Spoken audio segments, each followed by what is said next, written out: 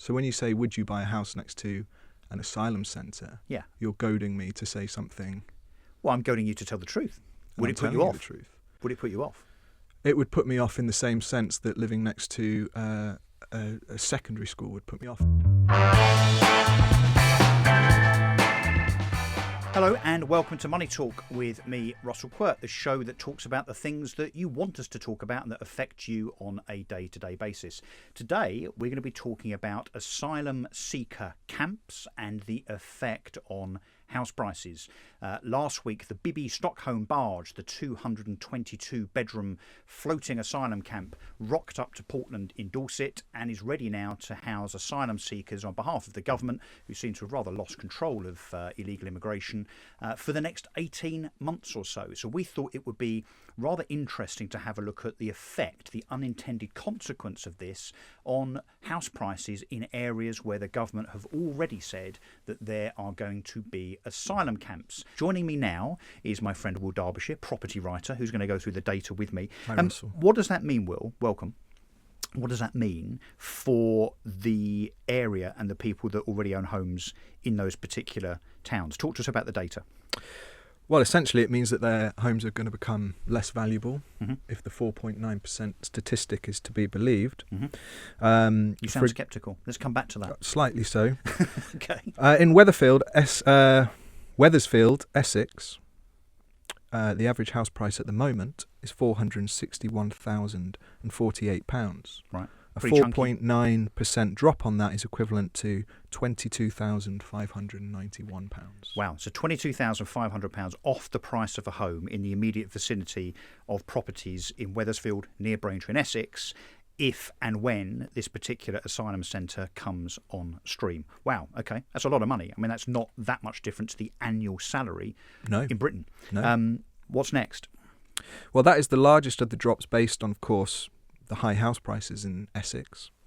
But in Scampton, Lincolnshire, you're looking at a loss of £11,803 off the average house price. Bexhill, East Sussex, £10,090. Portland, Dorset, homes there would lose £10,499.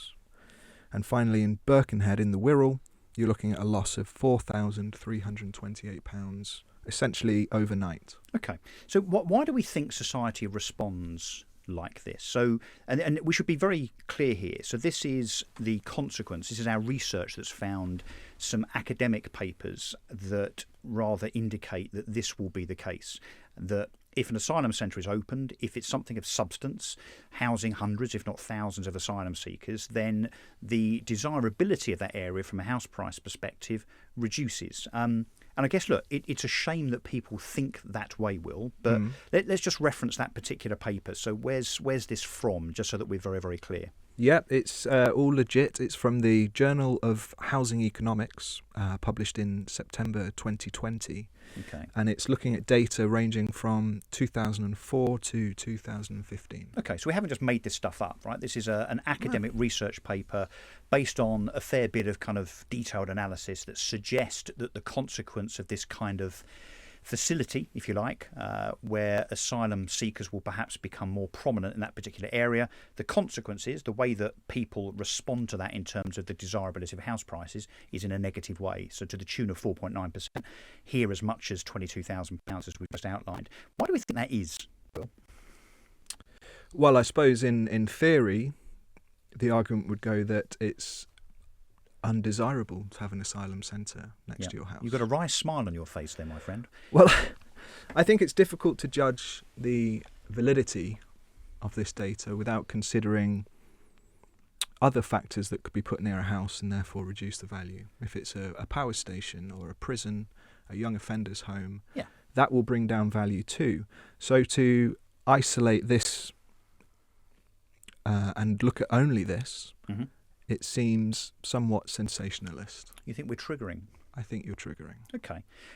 how do we solve the problem? I mean, so that people's house prices aren't affected, which is a kind of first world problem, right? The biggest part of this issue socially is, what do we do about the fact that we've got between this year 50, 80,000 potentially illegal immigrants coming over to this country from places like Albania and India and so on dinghies. I mean, the government don't seem to have a hold on it at all. And as ever, whether it's house prices or integration within society issues, the government simply haven't got a handle on it. Is the solution a Labour government? Do you think they'd be any better? Yes. Do you? How? Surely they would be worse because they have a history of an open border philosophy. But I think a story like this is playing into a phrase that probably Americans coined, culture wars. Yeah. Do you think we're triggering It's the right? Completely transparent. You've No, got but no it's- other surrounding data of But a survey of 1,000 home buyers. Would you be more put off by an open prison or an asylum centre? Yeah. That kind of data would be interesting. Yeah. Because then you're getting to the root of people's core. Yeah, but this isn't our data. This is a research paper that is legitimate and independent that says there's a detrimental effect on house prices for facilities like this. You yourself have indicated that you wouldn't want to move directly into one next door to an asylum centre. So I don't think we can blame society for thinking this is undesirable. There are real-world unintended consequences when it comes to even things like house prices. And I'm afraid, whether we like it or not, as a nation where more than 60% of people own their own home, where property prices are very much dinner party conversation, the fact that there will be more and more of these facilities, 5 now, 10 in a year, 50 in 5 years, who knows, we could end up with significant economic implications whilst we believe that the solution, inverted commas, is just the sticking plaster of opening up more and more of these centres. I suspect we'll agree to disagree though, Will. Yeah, I'd say your argument probably hasn't changed since the 1950s. Well, maybe that's just because the logic hasn't. And we haven't crumbled and fallen apart. Well, I think we're getting there. Anyway, look, that's I guess that's all we've got time for. We could talk about this and argue all day, I suspect. Look, that's been us. This is Money Talk. I'm Russel Quirk. Thanks to Will. He's supposed to be the data guy. It turns out Will's got an opinion. Isn't that great? Until next time, if you like this, please subscribe, please comment. Let us know what you think. Is it okay just to keep opening asylum centres, no matter what the societal and house price implications? Until next time, this has been Money Talk. I'm Russel Quirk.